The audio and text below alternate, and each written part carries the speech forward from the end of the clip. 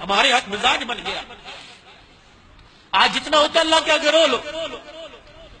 ہمارے یہاں مزاج بن گیا.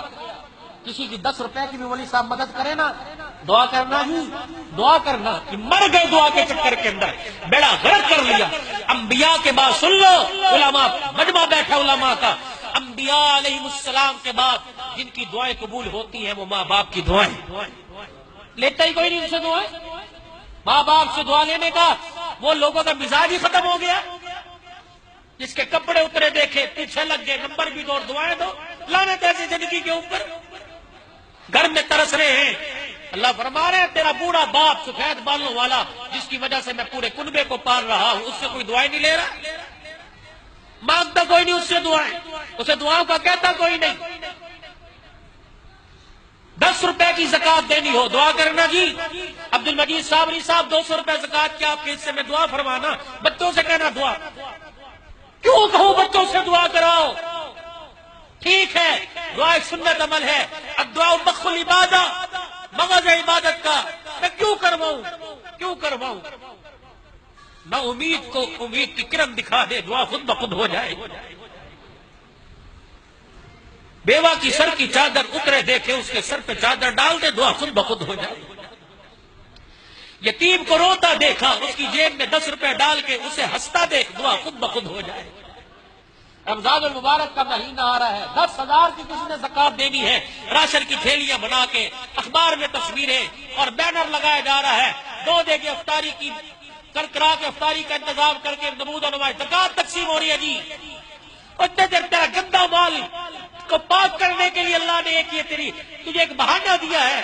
کس پر کیا احسان ہے. اللہ مبارک لنا فی رجب و شعبان وبلغنا رمضان. کیا میرے نبی کی دعا نہیں؟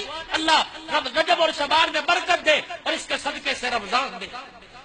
تم خوب جانتے ہو تمہارے محلے میں بیوائیں کیسے زندگی گزار رہی ہیں. تم خوب جانتے ہو سفید جوڑا پہن کے روزانہ گھر سے نکلتا ہے، اس کے ہاتھ اور دیکھ کہ اس کی کھال بھی چپک گئی ہے. تجھے اس کے چہرے سے نظر نہیں آتا اسے 24 گھنٹے میں ایک مرتبہ بھی روٹی نہیں ملتی. تو اس کا سفید کپڑوں میں مر گیا. تو لوگوں سے مسئلے پوچھتے ہیں اسے زکات دوں کہ نہیں دوں، اسے لگتی ہے کہ نہیں لگتی. کبھی رب نے بھی تیرے سے پوچھا کہ ساری رات زنا کر کے آیا ہے، ساری رات تُونے بدماشی کی ہے، تجھے رزق لگتا ہے کہ نہیں لگتا.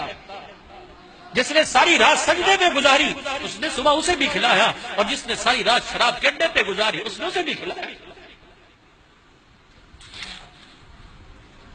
رمضان المبارک آ رہا ہے، پتہ نہیں کس کس گھر میں یتیم ہوگی. اللہ ابا ہوتا تو ہم بھی گوشت روزانہ پکا کے افطاری کا انتظام کرتے. اللہ یا تو دال کا انتظام کوئی نہیں. ان یتیموں کے گھر کے اندر، اس بیوہ کے گھر کے اندر مہینے کا راشن پہنچا. اللہ کی قسم دعا کے لیے تجھے مسجدوں میں کہنے کی ضرورت نہیں، تجھے شب قدر میں دعا کرنے کی ضرورت نہیں پڑے گی. روزانہ جب یتیم افطاری تیرے مال سے کریں گے عرش عظیم خود بخود ہلے گا، دعائیں خود بخود ہونے لگ جائیں گی.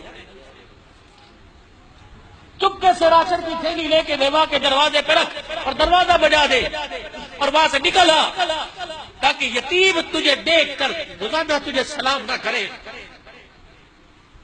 لکھ دے اور دے آ. دروازہ کھلے گا، تھیلا پڑا دیکھے گا. اے اللہ کون دیکھ؟ اللہ فرمائے کہ میرے بندوں میں سے دے گیا.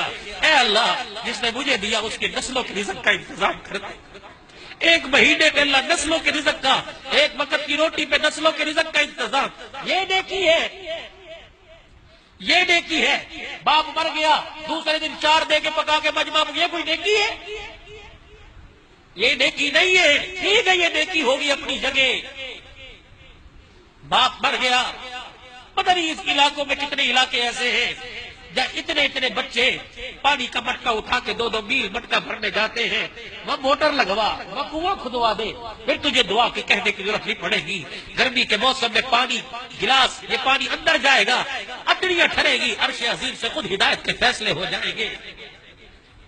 عید کا دن ہے، آئے گا، کسی یتیم کو کپڑے بنوا دینا، کسی مدرسے کے طالب علم کو کپڑے بنوا دینا، بیوہ بہن کے گھر کو آباد کر دینا. اس لوگوں کو شرم ہی نہیں آتی.